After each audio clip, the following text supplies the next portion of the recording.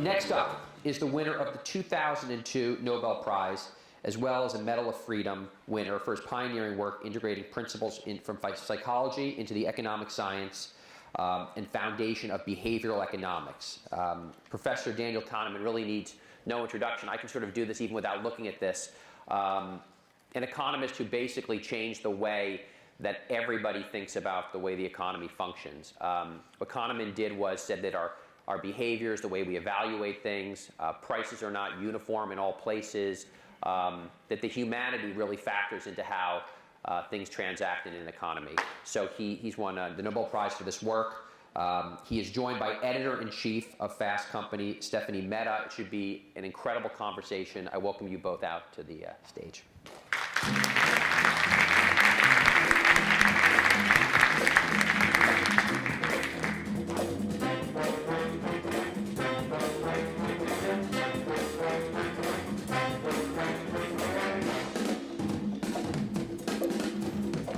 Good morning, everyone.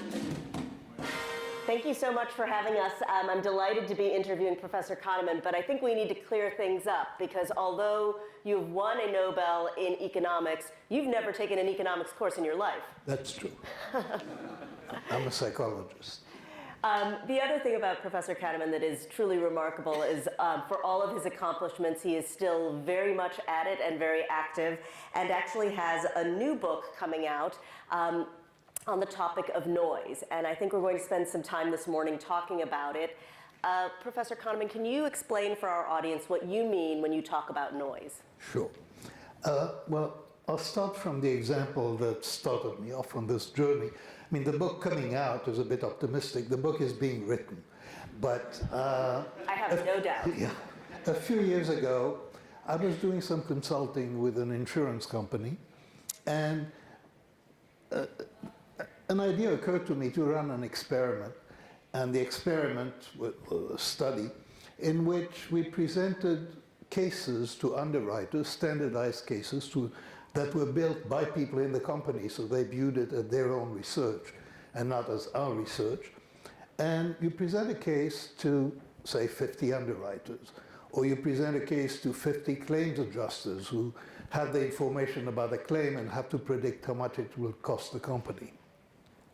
Now, you ask executives, and you ask just about everybody actually, suppose you have two underwriters looking at the same case and having to set a premium for it.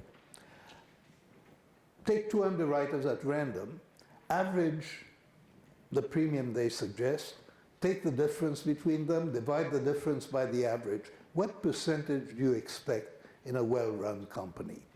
And interestingly enough, there is a number that comes to everybody's mind, including the executives in that company.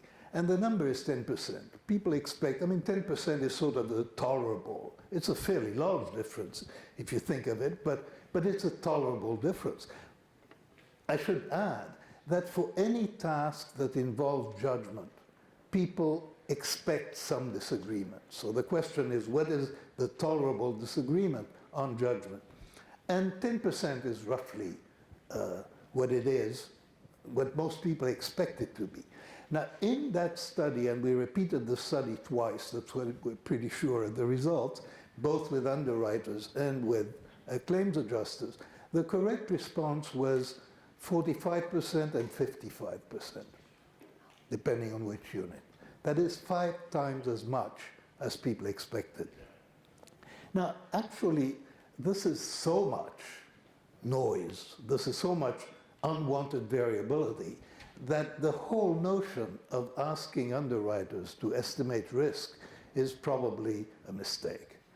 I mean, if they are that variable, then it's a mistake. Now, we became from that, I got collaborators, Cass Sunstein, the famous jurist, and a brilliant Frenchman, Olivier Sibony, and we are investigating more broadly what we call system noise.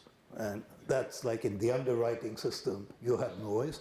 You have similar noise, it turns out, in many places. You have noise in the patent system. Different patent advisors or officers have different opinions. you have huge noise in the judicial system, in the sentencing system in the United States. The same crime can be 6 months in one jurisdiction, or for one judge actually in the same place, and 15 years for another judge. The differences are huge. The differences are huge in asylum granting, the variation, and it's not all political.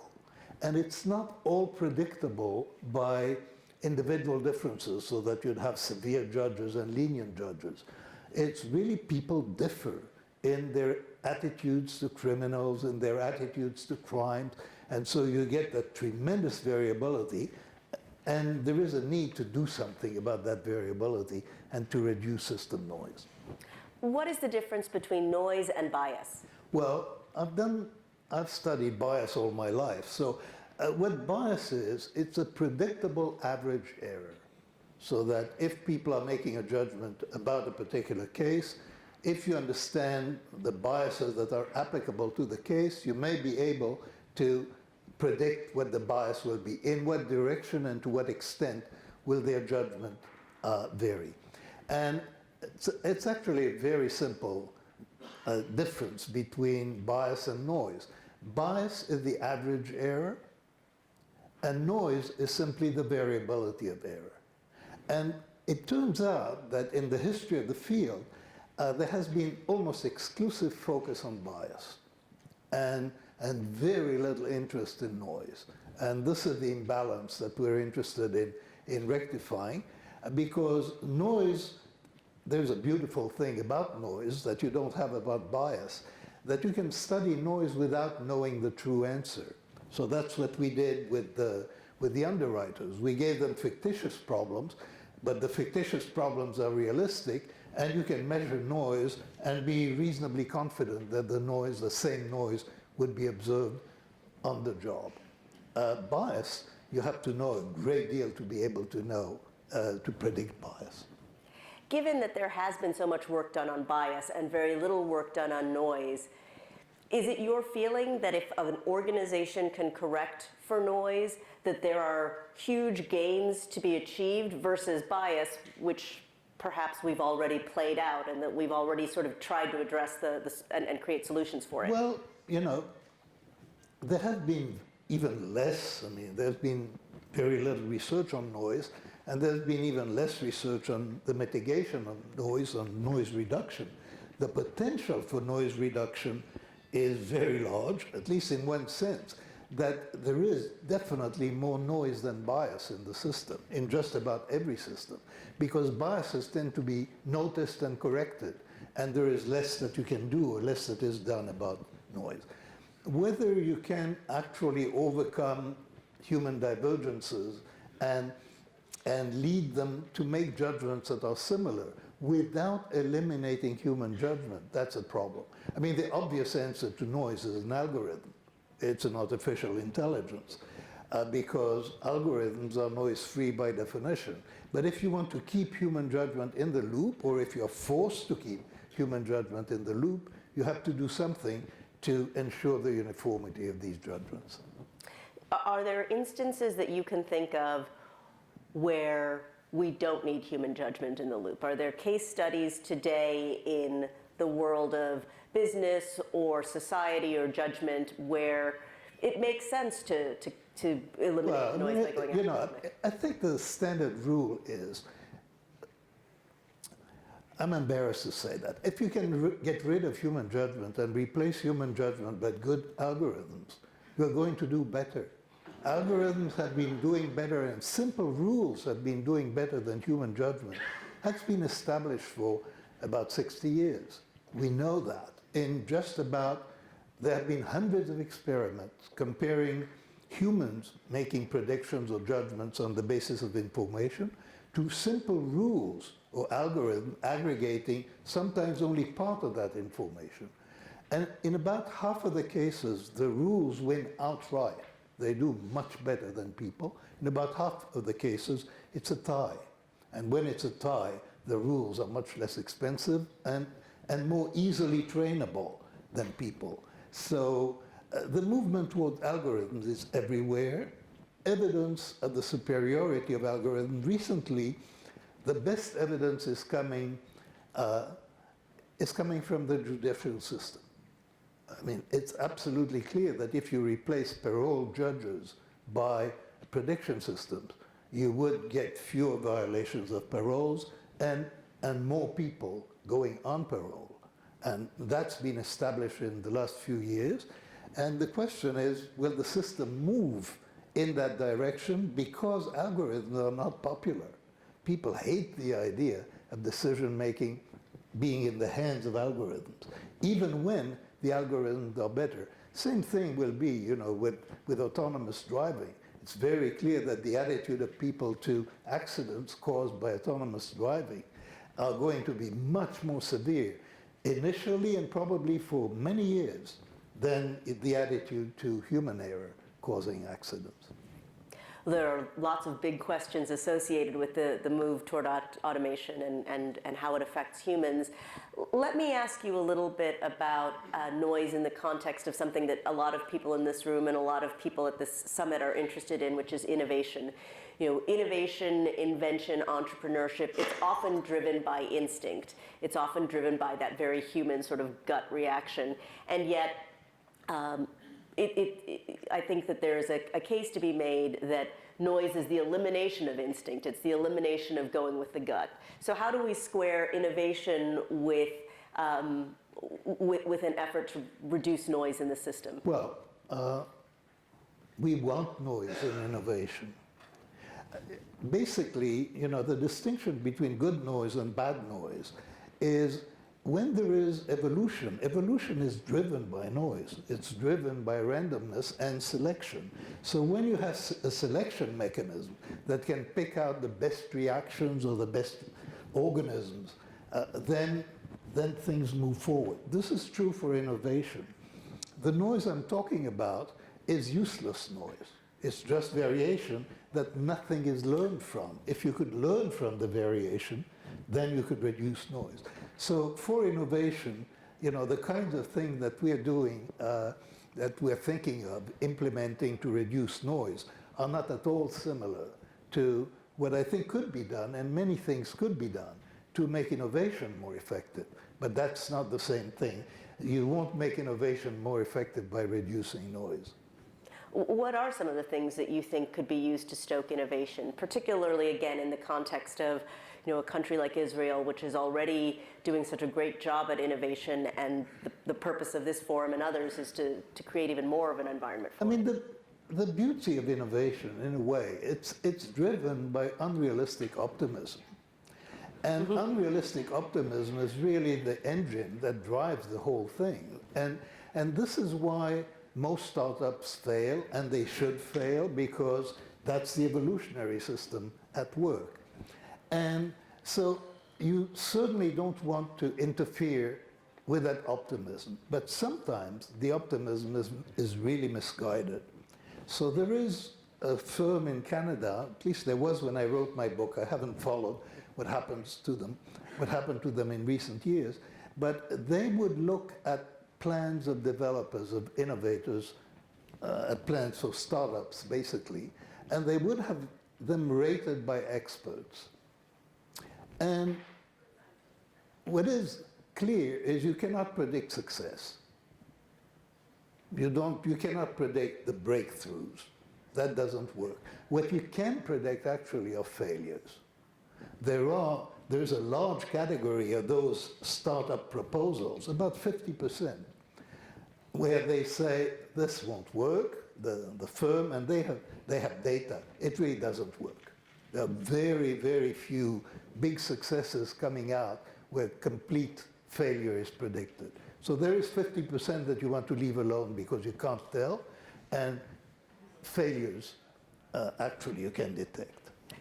We started this conversation by talking about how your forthcoming book is you're being optimistic because you're still in the middle of writing. The innovation you talked about as optimistic failure. As you look at the business world today, and you do a lot of consulting to businesses and organizations, are you an optimist about the direction that you see businesses going? Well, I'm an optimist about nothing, but that's, that's just my personal characteristic.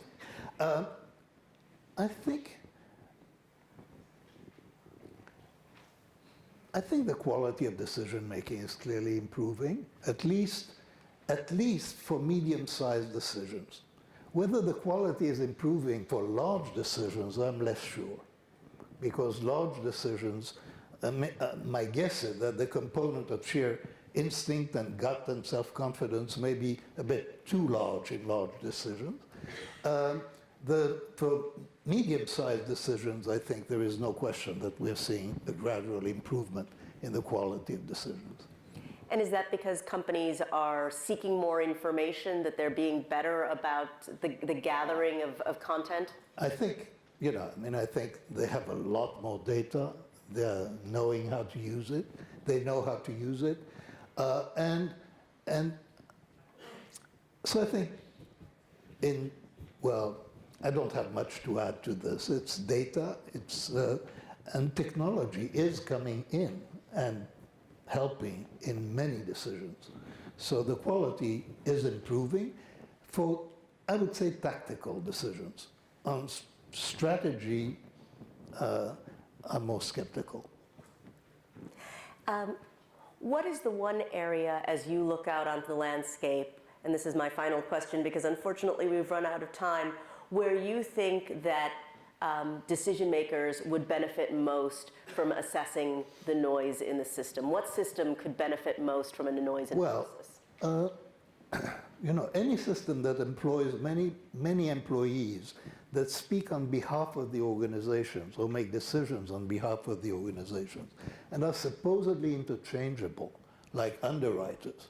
The customer doesn't expect to be in a lottery when they step in to get their premium. So any organization that has a number of people like that, the issue of noise is one that is well worth investigating. It's also easy to know whether you have a noise problem or not. Our hope, and with that I'll end with a highly optimistic statement, we are actually interested in strategic decisions. And we're interested in whether and to what extent could you apply noise reduction methods not only to repeated decisions, but also to the kind of decision that we call singular. And that's the holy grail for students of decision making. And we have a motto that is driving us in this context. We say unique decisions are really recurrent decisions that happen only once. So that the science of recurrent decisions should be applicable to unique decisions as well. And the science of noise reduction, if it develops, once it develops, will have implications for singular decisions as well. Thank you. Unique decisions are recurring decisions that happen only once. If you remember only one thing from our conversation, I hope you remember that. Professor Kahneman, thank you so much for your time today.